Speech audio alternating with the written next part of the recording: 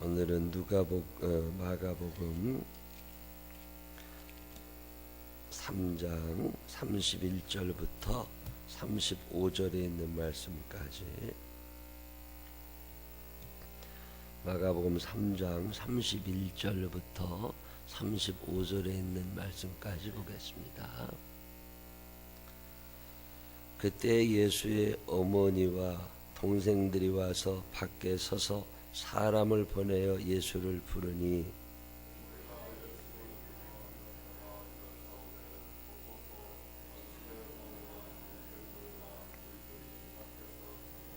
대답하시되 누가 내 어머니이며 동생들이냐 하시고,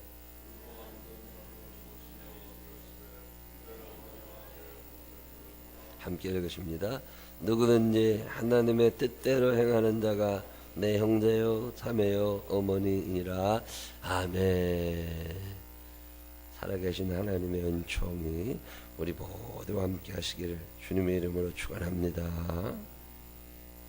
그때 이렇게 시작하죠. 예수님이 목수일 잘 하시다가 가출하신 거잖아요. 집 나와가지고 여기저기 돌아다니고 제자들 모으고 옛날 예언자들이 하는 것처럼 이 동네 저 동네 다니면서 말씀도 가르치시고 성전에 들어가서 예배도 드리고, 그리고 동네에서 소문이 안 좋게 났겠죠. 저거 멀쩡하더니 이상해졌다, 저거 정상에 이상해졌다, 저게 뭐 하는 짓이냐. 그게 엄마가 걱정이 되겠죠. 아들이 아무리 나이가 들어도 엄마는 엄마입니다. 그게 걱정이 되는 거거든요. 그 동생들도 걱정이 되고, 그래서 이제 찾아간 거예요. 친족들이 와서 예수님 미쳤다고, 바리새인들이 서기관들이 와서 예수님 귀신 들렸다고 그러고 얘기하니까, 아들이 귀신 들렸다는데, 아들이 미쳤다는데 누가 좋겠어요. 그래서 예수님의 어머니 마리아가 예수님을 찾아가서 뜯어 말려야 되잖아요. 그러지 말라고, 너 어떻게 하려고 그러냐고. 그 가가지고 뜯어 말리려고 갔는데 사람들이 자꾸 모여드니까 예수님의 어머니가 그 동생들과 함께 예수님을 만나기가 복잡해진 거예요. 사람이 많아가지고 얘기가 잘 안 되니까 저 다른 사람을 보내서 어머니가 오셨다고 좀 전해달라고. 그래서 그 심부름 사람이 예수님에게 저기 문 밖에 어머니하고 동생분들이 와 계시다고. 그랬더니 거기 이렇게 앉아있는 사람들에게 예수님이 그러냐고, 우리 어머니 오셨냐고. 알았다고. 그리고 나가보면 좋은데, 그때 이 얘기를 하시는 거예요. 누가 우리 엄마냐, 누가 우리 형제냐, 그런 얘기 하시면서 누구든지 하나님의 뜻대로 행하는 자가 내 형제요 자매요 어머니다. 동양적 사고방식 속에서 참 이해가 안 되는 얘기 중에 하나입니다. 여러분들이 아들 군대 면회 갔더니 너네 엄마 면회 오셨어? 그랬더니 아들이 누가 우리 엄마냐, 우리 엄마는 하나님의 뜻대로 행하는 모든 여자가 다 우리 엄마다. 이스라엘에는요 구원관이라는 게 있어요. 누가 구원받냐, 누가 천국 가냐. 자, 천국이 뭐냐? 천국이 착한 일 많이 한 사람들이 가는 곳이냐? 전혀 그렇지 않습니다. 천국하고 착한 일은 관계가 없습니다. 천국은 교회 열심히 나온 사람들이 가는 거냐? 그 천국하고 교회도 그렇게 특별히 관계는 천국이라고 하는 것은 하나님의 집이거든요. 천국이 뭐냐고 물으면 저는 천국은 하나님의 집이라고 이해를 합니다. 하나님이 계신 곳, 하나님의 다스리심이 그대로 임하여 있는 곳, 그게 천국이에요. 우리 집이라는 말은 아버지가 계시고 엄마, 아들, 딸, 그래서 우리 집, 이 말은 아버지의 말이 먹히고 엄마의 머리 먹히고 그게 움직여지고, 그럴 때 그게 가정이 되는 거지. 엄마는 엄마 방에서 안 나오고 아버지는 아버지 방에서 안 나오고 애들은 애들 방에서 안 나오고, 그건 식구가 아니라 그거는 무슨 원룸 임대해서 쓰는 그런 사람들이죠. 천국이 아버지의 집이라면 누가 천국에 가냐? 하나님을 아버지라고 모시는 그 사람들이 천국을 가는 거죠. 그래서 영접하는 자, 곧 그 이름을 믿는 자들에게는 하나님의 자녀가 되는 권세를 주셨어요. 이 하나님의 자녀들이 들어가는 데가 천국이란 말이에요. 그러면 아버지의 집, 이 천국에는 누가 가냐? 여기에 대해서 의견이 많이 다릅니다. 유대인들은 어떻게 생각하느냐면 혈연 공동체, 아브라함의 후손들만 가는 게 천국이에요. 유대인들은 그렇게 생각해요. 그래서 대한민국 사람은 천국에 한 명도 못 가. 아브라함의 피가 섞여 있지 않아. 미국 사람들 한 사람도 천국에 못 가. 그 당시에 암몬 족속, 모함 족속, 에돔 족속, 미디안 사람들, 블레셋 사람들, 애굽 사람들 아무도 천국 못 가. 누구만 천국 가요? 아브라함의 자손인 유대인들만 천국 가요. 그게 이스라엘 사람들이 가지고 있는 구원관입니다. 예수님 당시에도 누가 천국 가냐? 유대인들이면 다 천국 가고 사마리아 사람은 천국 못 가. 로마 사람들 천국 못 가. 근데 바울 목사님이 로마서를 비롯해서 갈라디아서, 고린도 전후서 쓰면서 계속 얘기하는 게 뭐예요? 구원이라고 하는 건 혈연 공동체라고 받는 게 아니라 믿음 공동체가 받는 거다.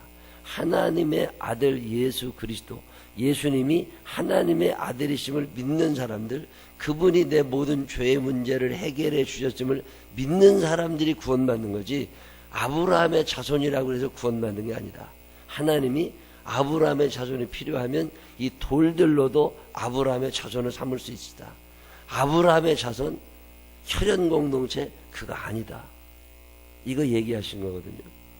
만약에 혈연 공동체, 지금 유대인들의 생각처럼 아브라함의 피를 이어받은 사람은 우리 식구다, 천국 간다, 그러면 우리는 교회 나올 필요가 없는 거죠.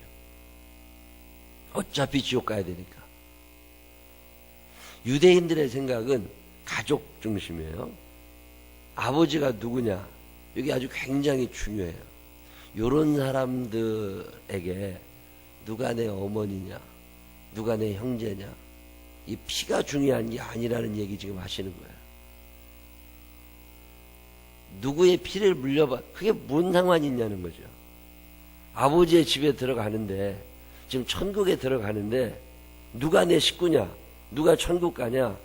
아버지의 뜻대로 행하는 자, 그게 식구인 거지, 집안에 있다고 식구가 아니라는 거예요.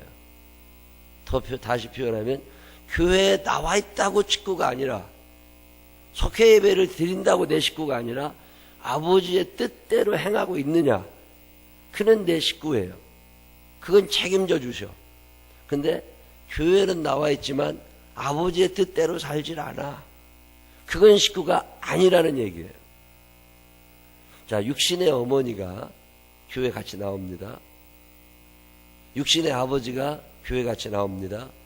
육신의 아들, 딸이 교회 같이 나옵니다. 근데 전혀 생각이 달라. 살아가는 방법도 달라. 사랑하지 않아. 욕심만 남았어. 천국 갈 수 있느냐? 없다 그 말이에요. 같은 식구냐? 아니라 그 말이에요. 요즘에 건축, 아파트, 옛날에는 초가 3칸, 할머니 할아버지 방, 엄마 아버지 방, 애들 방, 초가 3칸.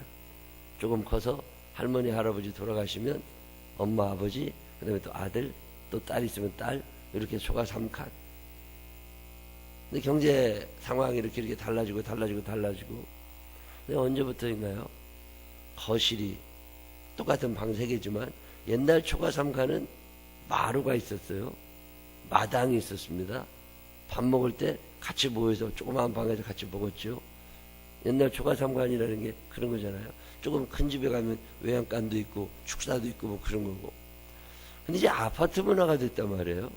아파트 문화가 되니까 거실이 있고 방 3개가 있는 거잖아요. 근데 어떤 아파트에 가보면 거실이 커다랗고 방이 작아요. 어떤 아파트에 가면 방이 크고 거실이 작아요.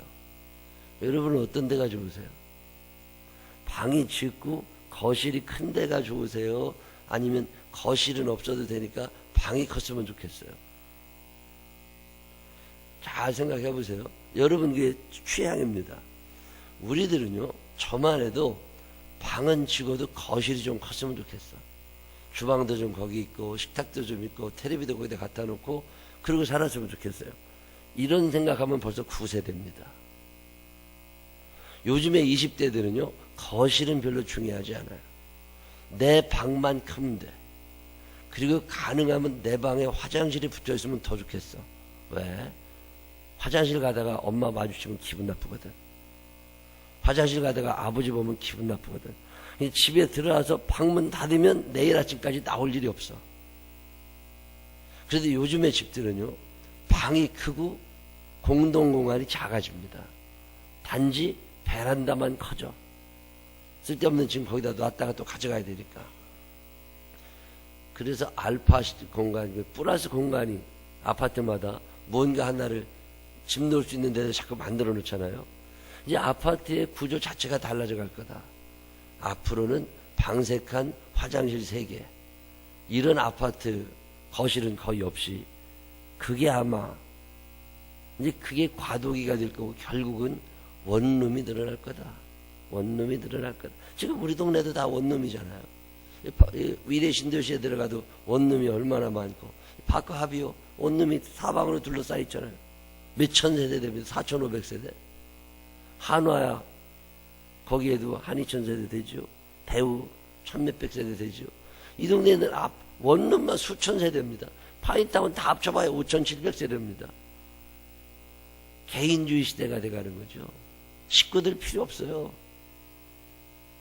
이런 상황이 지금 우리의 가족, 무너진 가족 얼마나 많아요. 가족이라는 게 우리들 생각에 엄마, 아버지, 애들 이거 아닙니다. 지금 그런 가족은 많이 없어요. 우리 교회도 가만히 보세요. 우리 교회도 굉장히 건강한 교회거든요. 근데 가족 구성원들의 모습을 가만히 보시면 일단은 무자녀 가족이 늘어나고 있습니다. 부부는 있는데 애들은 없어. 결혼을 했어요. 나이가 35, 40 돼 갑니다. 애가 없어. 애 낳으라 그러면 싫어해. 입양하면 하고 아니면 말고. 가족이라는 개념 자체가 전혀 다릅니다. 우리 생각과. 애들 없는 무자녀 가족이 늘어나고 있습니다. 한부모 가족 얼마나 많아요. 이 파인타운에 얼마나 많습니까? 엄마가 애를 길러요. 아버지는 없어. 아버지가 애를 기릅니다. 엄마는 도망가고 없어요. 그런 가족이 은근히 많아요. 근데 참 묘한 일은 엄마가 기르는 애들은 애들 같은데 아버지가 기르는 애들은 조금 이상해. 경제적으로도요. 엄마가 기르는 애들은 먹고 사는 것 같은데 아버지가 기르는 애들은 영 이상해. 어제도 제 친구 중에 하나가 이혼하고 혼자 사는 애가 있는데 문자가 왔어요. 7만 원만 좀 통장에 넣어달라고. 그래서 왜 그러냐 그랬더니 요즘에는 초등학교 다니는 애들, 걔가 늦둥이가 있어도 초등학생이 있는데 그 중학생이야. 제주도 가고 이런 수학여행 가면 우리가 돈을 내는 게 아니라 통장 하나를 학교에다 등록을 해놓으면 그 통장에서 돈이 자동 출금이 되는 거라네요. 근데 잔고가 없어가지고 애가 수학여행을 못 간다고 나보고 돈 좀 빌려달라고 왔어. 거기 돈 좀 넣어달라고. 그 자기 아버지한테, 어머니는 돌아가셨어요. 그 어머니가 일찍 돌아가셨어요.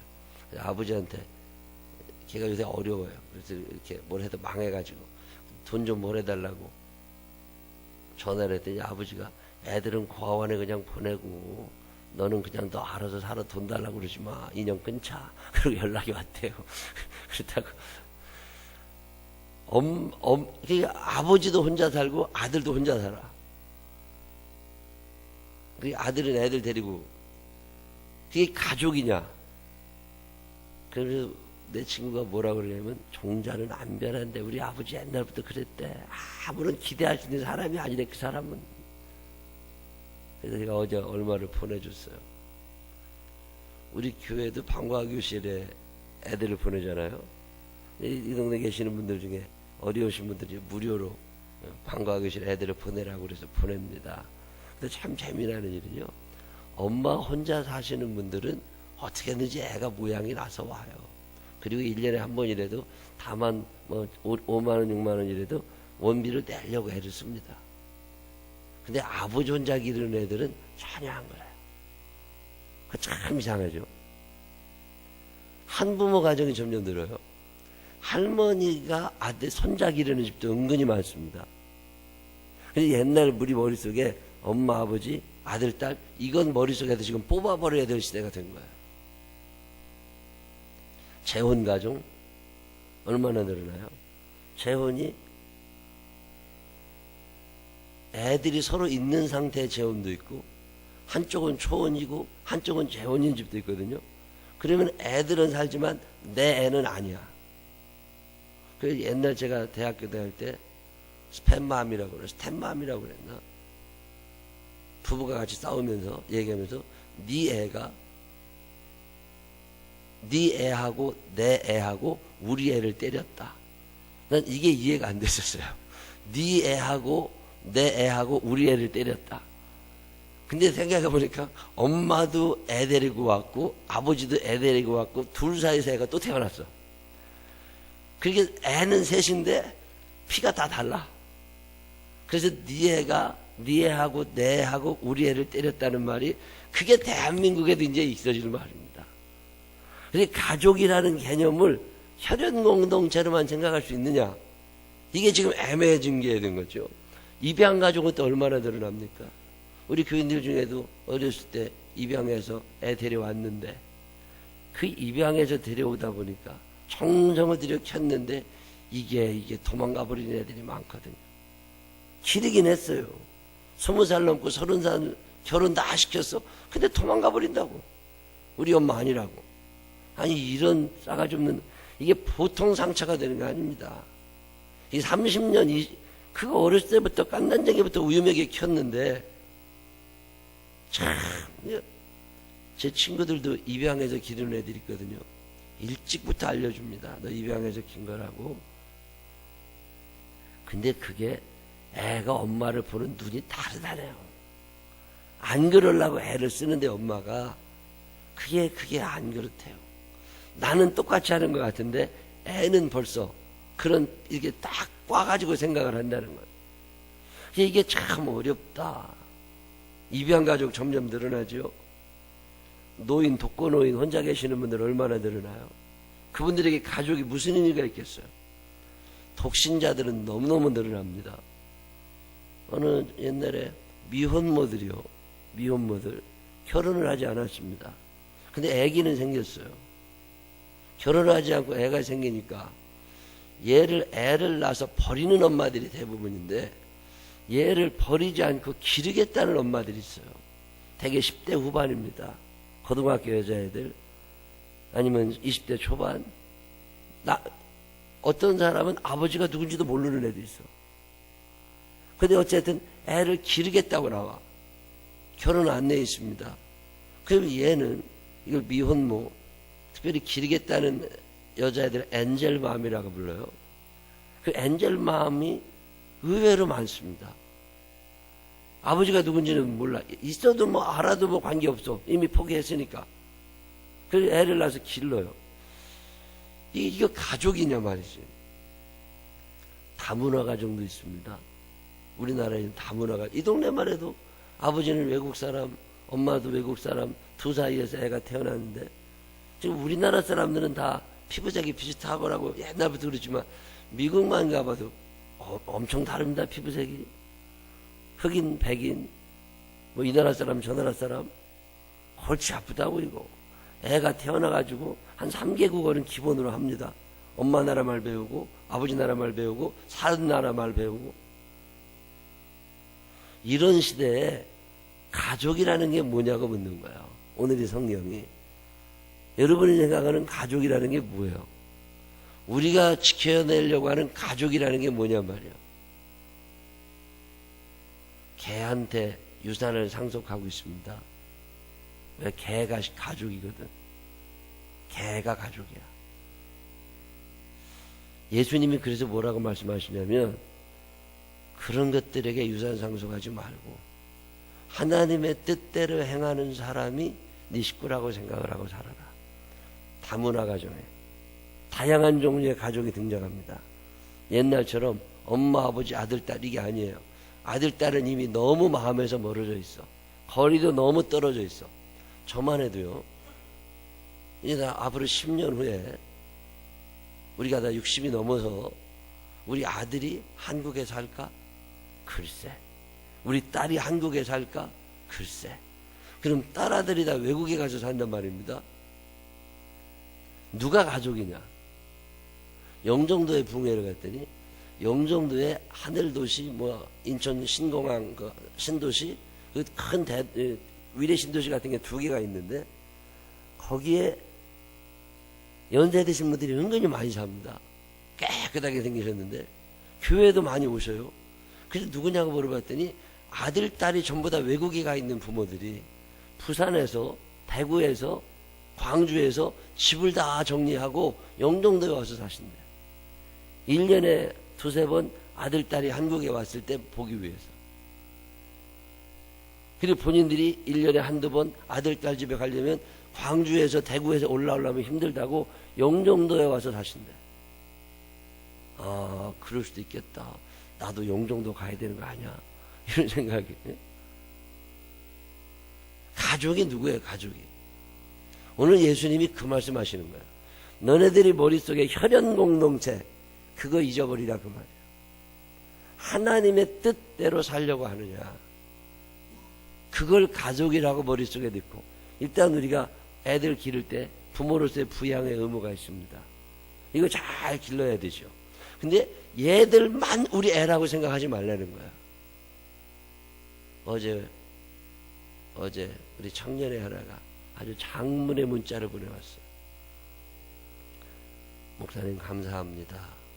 그렇게 쭉 써가지고 내용이 뭐냐면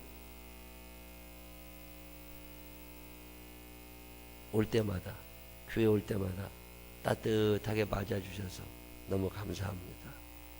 그러면서 푸근하대. 지금 엄마도 없고 아버지도 없지만 참 편안하대. 교회 오면 자주 보다 죄송하지만 그래도 마음속에 늘 이게 우리 집인 것 같아도 좋다는 거예요. 난 그 문자를 이렇게 장문의 문자가 왔어요. 참 마음이 흐뭇해요.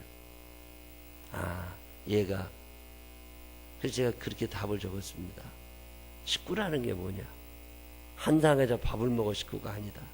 내 마음에 네가 있고 그저 같이 기도하고 하나님 나라 같이 가면 그게 식구인 거지. 그게 식구인 거지. 예수님이 지금 그 말씀 하시는 거예요. 네가 이 땅에 살아가는 동안 하나님 사랑하고 이웃 사랑하면서 더불어 살아가려고 하는 그 사람이 가족인 거지. 피가 통했다고 가족이라고 생각하지 마라. 에서와 야곱이 한 아버지의 식구이지만 원수가 돼서 삽니다. 우리 주변에도 형제자간에 원수된 사람 많고 아버지와 아들이 인연 끊고 사는 사람 많아. 핏줄을 중요하게 생각하지 말고 믿음을 중요하게 생각하라는 거예요. 하나님의 아들이라고 하는 믿음. 이 믿음 때문에 아버지의 뜻대로 살려고 애를 쓰고 있느냐는 거죠. 혈연 공동체 아니라 사랑 공동체를 얘기하시는 거예요. 그러면서 이 사랑 공동체의 특징이 뭐냐? 한 아버지를 모시고 있다는 거예요. 하나님이라고 하는 그분, 여호와라 이름하는 그분이 너희의 아버지냐? 그러면 너희들은 식구라는 거예요. 우리 아버지는 석가모니고 우리 아버지는 여호와고 그건 식구 아니야. 근데 여호와라 이름하는 그분이 나의 아버지냐? 그러면 남이라고 생각하지 말라는 거예요. 제가 옛날에 이 말씀의 은혜를 받은 거예요. 목회 초기에 우리 교인들이 누구냐? 우리 식구들이지. 우리 아버지는 멀리 계시지만 우리 교회인 가까이 있다고. 그럼 내가 누구를 더 많이 만날 수 있나? 교인들을 더 많이 만나는 거지. 같이 살아야 되겠다. 어제도 우리 부목사님하고 신방 다니면서 큰 얘기했어요. 집에서 밥 먹으려고 그러지 말고 매 끼를 교인들하고 같이 먹고 살아라. 식구가 뭐냐? 밥식자에 입구 짰어. 한 입으로 같은 밥 먹는 사람들, 같은 그릇에도 퍼서 밥 먹는 사람들이 식구야. 그러면 누가 너희 어머니고 형제고 자매고 하나님의 뜻대로 사는 사람들, 하나님의 뜻이 뭐예요? 함께 사는 거지. 사랑하며 사는 거지. 같이 밥 나눠 먹는 거지. 그게 식구예요. 그게 식구예요. 그러니까 목사가 오늘도 이제 점심에, 아침도 새벽에 끝나면 신방 가서 밥 같이 먹고, 점심에도 신방 가서 밥 같이 먹고, 저녁에도 교회에서 또 밥 같이 먹고, 밥을 같이 먹는 사람들이 식구야.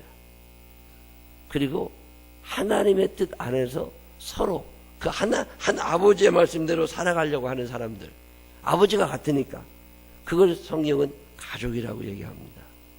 이 21세기 교회가 해야 될 일이 뭐냐? 난 이거 생각합니다. 구제하는 것도 좋고 선교하는 것도 좋은데 결국엔 이 교회 공동체 안에 있는 사람들이 한 식구다. 그래서 돈도 좀 나눠 쓰고 집도 좀 같이 나눠 쓰고 이제 그런 생각을 좀 해요.